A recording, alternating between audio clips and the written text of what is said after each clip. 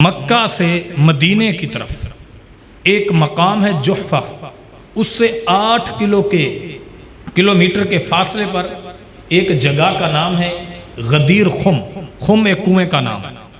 نبی علیہ الصلوۃ والسلام نے وہاں پڑاؤ ڈالا، آپ نے وہاں خطبہ ارشاد دیا۔ بڑی توجہ طلب یہ باتیں سنیں، آپ نے خطبہ ارشاد دیا۔ اب پہلے اس خطبے کو سننے سے پہلے آپ یہ سمجھیں کہ اس کی بیسک کیا تھی، نبی صلی اللہ علیہ وسلم نے یہ خطبہ کیوں دیا۔ اصل یہ وجہ تھی، نبی علیہ الصلوۃ والسلام نے حضرت علی رضی اللہ عنہ کو قبیلہ مضحج، یہ ایک قبیلہ تھا یمن کے جنوب میں، اللہ کے نبی صلی اللہ علیہ وسلم نے اس کی سرکوبی کے لیے حضرت علی کو 300 گھڑ سوار کا لشکر جرار دے کر حضرت علی کو امیر بنا کے بھیجا کہ جاؤ مہم پر روانہ کر دیا۔ وہ گئے، آپس میں پہلے انہوں نے بڑا مقابلہ کیا، لیکن اللہ تعالیٰ کی توفیق سے اللہ رب العزت نے اسلام کو فتح عطا فرمایا۔ ان کے سرداروں نے اسلام قبول کر لیا، صدقات زکوٰۃ مال بھی بہت دے دیا۔ حضرت علی رضی اللہ تعالیٰ عنہ نے ادھر ہی مال خمس یعنی 5واں حصہ جو خالص اللہ کے رسول صلی اللہ علیہ وسلم کا ہے، وہ اللہ کے نبی کے لیے علیحدہ کر دیا۔ ٹھیک ہے جی، باقی مال مجاہدین میں تقسیم بھی کیا۔ کچھ اونٹنیاں جو صدقات خیرات کی تھی، حضرت علی نے کہا ان پر سوار نہیں ہونا۔ حضرت علی رضی اللہ عنہ کو پتا چلا اللہ کے پیغمبر صلی اللہ علیہ وسلم حج کے لیے روانہ ہو رہے ہیں۔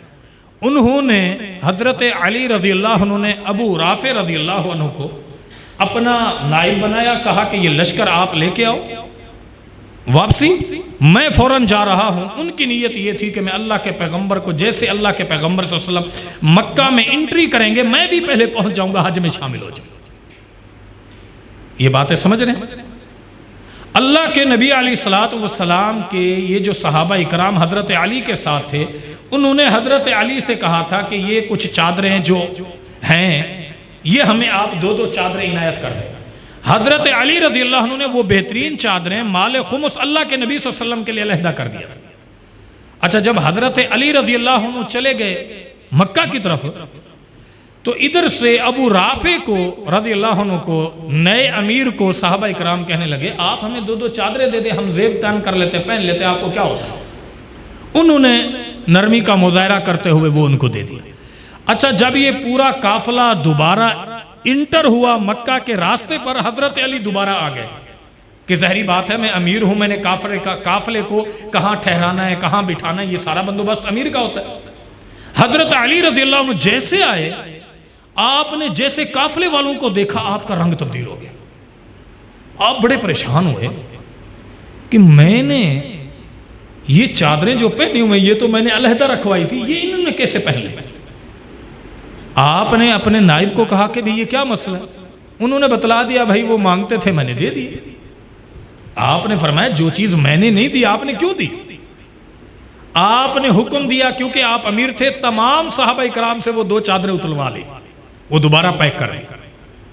اب صحابہ اکرام کو یہ بات بوجھل لگی کہ ہے تو مال غنیمت کا یا مال فے، حضرت علی رضی اللہ عنہ یہ ہم سے واپس کیوں لے رہے؟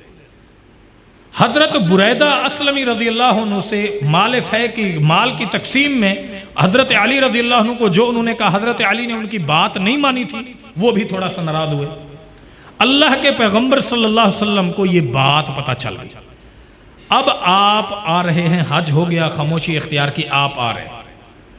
آپ جب مدینہ کی طرف واپسی آ رہے ہیں تو آپ نے اس مقام غدیر خم پر رک کر اللہ کی خوب تعریف اور ثنا کی۔ پھر آپ نے خطبہ ارشاد فرمایا۔ اس خطبے کے اندر آپ نے 3 باتیں ارشاد فرمائی۔ ان 3 باتوں میں سے ایک بات آج کے دور کے بعد رافضی لوگ یہ کہتے ہیں کہ اس جملے سے مراد حضرت علی رضی اللہ عنہ کو اللہ کے نبی نے یہاں یہ کہا تھا کہ میرے بعد پہلے خلیفہ آپ ہیں، اس لیے وہ کسی اور کو نہیں مانتے۔ یہ بات اللہ کے نبی نے نہیں کی تھی۔ وہ کیا بات تھی، وہ کیا خطبہ تھا، اس کے 3 پوائنٹ آپ سن لیں۔ پہلا پوائنٹ، آپ نے اللہ کی تعریف بیان کی، ثنا بیان کی۔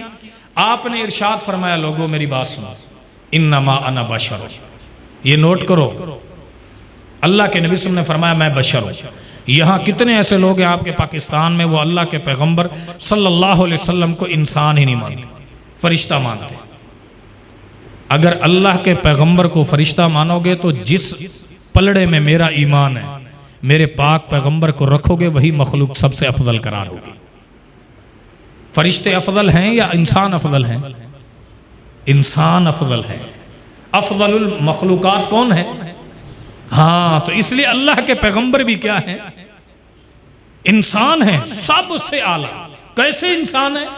یہ نہیں جو معاشرے میں اللہ یاد باللہ ہم جیسے، نہ اقبال کے اس جملے میں کہ بعد از خدا تو یہ قصہ مختصر، بڑوں کا بڑا ہی رتبہ ہے، لیکن اے پیغمبر خدا کے بعد اگر کسی کا رتبہ ہے تو وہ آپ کا محمد صلی اللہ علیہ وسلم، اللہ کے پیغمبر کی شان اور مقام۔ یہ اللہ کے نبی علیہ الصلوۃ والسلام فرما رہے ہیں لوگوں میں انسان ہوں، یاد رکھو یوشکو قریب ہے کہ میرے پاس آنے والا ان یاتی رسول ربی، اللہ کا ایک قاصد آئے اور وہ مجھے کہے کہ اللہ کے پیغمبر اب آپ اللہ سے ملاقات کی تیاری کریں۔ فاجیب، نبی صلی اللہ علیہ وسلم نے فرمایا قریب ہے کہ میں اس کو جواب دے دوں۔ یعنی آپ اس جملے میں اپنی موت کی اعلان کر رہے ہیں کہ میرے پاس فرشتہ آئے گا اور وہ مجھے قاصد کہے گا اور میں واقعی اللہ کی ملاقات کی تیاری کروں گا۔ اب یہاں دوسرا عقیدہ دیکھ لو، پاکستان میں لوگ اس کو بھی نہیں مانتے۔ پھر آپ نے فرمایا دوسرا پوائنٹ، آپ نے فرمایا لوگو انی تارکن فیکم الثقلین، دو بڑی بھاری چیزیں تمہارے درمیان چھوڑ کے جا رہا ہوں۔ نمبر 1 کتاب اللہ، اللہ کا قرآن، اس کو تھامو، اور میری سنت، اللہ کے پیغمبر صلی اللہ علیہ وسلم کی حدیث، اس کو مضبوطی سے پکڑو۔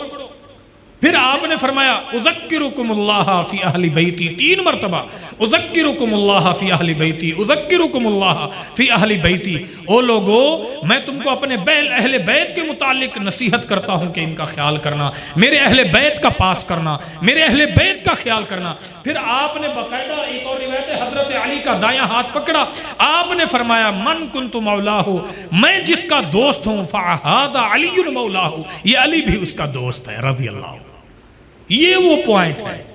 اب یہاں آپ نوٹ کریں، یہاں سے لوگ مراد لیتے ہیں کہ اللہ کے نبی صلی اللہ علیہ وسلم نے یہاں خلافت کا اعلان کیا ہے کہ حضرت محمد الرسول اللہ صلی اللہ علیہ وسلم کے بعد خلیفہ کون ہیں؟ حضرت علی رضی اللہ عنہ پہلے خلیفہ۔ ہم کہتے ہیں ایسی بات نہیں، کہتے ہیں آپ دلیل دو، ہم کہتے ہیں صبر کریں۔ حضرت اللہ کے نبی صلی اللہ علیہ وسلم کی وفات کے وقت حضرت عباس رضی اللہ عنہ، اللہ کے نبی صلی اللہ علیہ وسلم کے چچا کے بیٹے، انہوں نے حضرت علی کا ہاتھ پکڑا اور کہا آجو ہم اللہ کے نبی سے لکھوا لیں کہ اللہ کے نبی صلی اللہ علیہ وسلم کس کو لکھ دیتے آپ کے بعد خلیفہ کون ہوگا؟ حضرت علی رضی اللہ عنہ نے فرمایا نہیں، ایسا نہیں۔ سوال یہ ہے، نوٹ کریں، اس خطبے کے اندر غدیر خم کے خطبے کے اندر اللہ کے نبی صلی اللہ علیہ وسلم کے داماد حضرت علی بھی موجود ہیں، حضرت عباس بھی موجود ہیں۔ وفات کے وقت حضرت عباس حضرت علی کو کہہ رہے آجو اللہ کے نبی سے لکھوا لیں، تو فوراً حضرت علی نے یہ کیوں نہیں کہا کہ آپ کو نہیں پتا اللہ کے نبی صلی اللہ علیہ وسلم نے خم مقام پر میرے کو اعلان کر دیا تھا، مجھے کیا ضرورت ہے جانے کی؟ کوئی مائی کلال نہیں کہہ سکتا، کیونکہ اللہ کے نبی صلی اللہ علیہ وسلم نے یہ اعلان ہی نہیں کیا تھا۔ بات سمجھ رہے ہیں جی؟ نمبر 1۔ نمبر 2، اگر حضرت علی رضی اللہ عنہ کی خلافت کا اعلان کرنا تھا تو سوال ہے، پھر نوٹ کریں کہ جہاں پورے صحابہ اکرام خطبہ حجت الوداع کے اندر پورا مجمع دنیا کا موجود تھا، اللہ کے نبی صلی اللہ علیہ وسلم نے وہاں کیوں نہیں اعلان کیا؟ سوال سمجھ رہے؟ یہاں تو چند صحابہ اکرام رہ گئے تھے نا، وہاں صحابہ اکرام کا جو مجمع تھا وہاں کیوں نہیں کہا؟ اصل میں یہ خطبہ اللہ کے نبی صلی اللہ علیہ وسلم نے اس لیے دیا تھا کہ صحابہ اکرام حضرت علی رضی اللہ عنہ سے ہلکی سی ناراضگی رکھ رہے تھے، تو جب نبی صلی اللہ علیہ وسلم نے یہ جملہ کہا کہ جس کا میں دوست ہوں حضرت علی اس کا دوست ہے، صحابہ اکرام کہتے ہیں ہمارے دل میں حضرت علی کی اور محبت بڑھ گئی، اور الحمدللہ آج ہر اہل ایمان حضرت علی سے محبت کرتا ہے۔ جو حضرت علی سے محبت نہیں کرے گا وہ کسی طور پر مومن نہیں۔ یہ وہ مختصر سی چند اہم نکات تھے۔